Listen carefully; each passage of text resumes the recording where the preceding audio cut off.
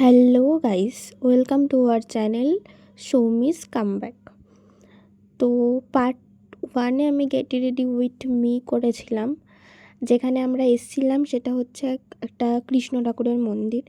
আর আমরা বেরোলেই মেনলি মন্দিরেই যাই, কারণ জানি না কেন মন্দিরে মানে একটা শান্তি খুঁজে পাই আমরা, আমি আর আমার ফ্রেন্ড, আমার বেস্ট ফ্রেন্ড।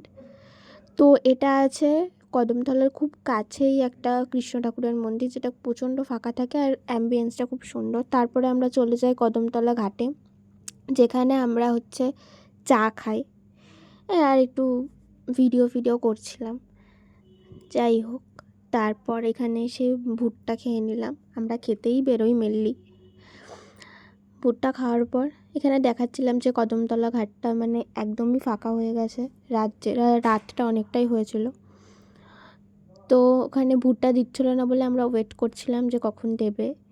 তারপরে ভুট্টা পাওয়ার পর আমরা মেনলি হাফ করে নিয়েছিলাম, কারণ পুরোটা খাওয়ার মতন অবস্থা আমাদের নেই, আর যেহেতু অনেক চিবাতে হয়। তারপর আমাদের অবস্থা ভুট্টা খাওয়ার পর, ভুট্টা খেয়ে আমাদের অবস্থা।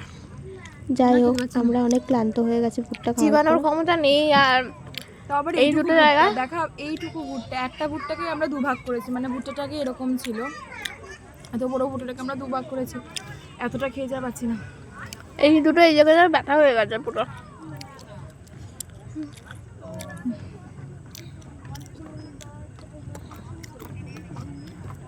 ভুল করেছি, পরের দিন এই ডিসিশন আর নেবো না। আর ভুট্টা খাওয়ার ডিসিশন নেবো না পরের দিন থেকে। চাটা তারপর আমি একটু ভিডিও বানাচ্ছিলাম যে ওখানে প্রচণ্ড হাওয়া দিচ্ছিল, মানে নদীর ধার তো মানে ওখানে খুবই ভালো অ্যাম্বিয়েন্স, ওয়েদারটা যেমন ছিল সেরকমই, মানে প্রচণ্ড ভালো লাগছিল হাওয়াতে দাঁড়াতে।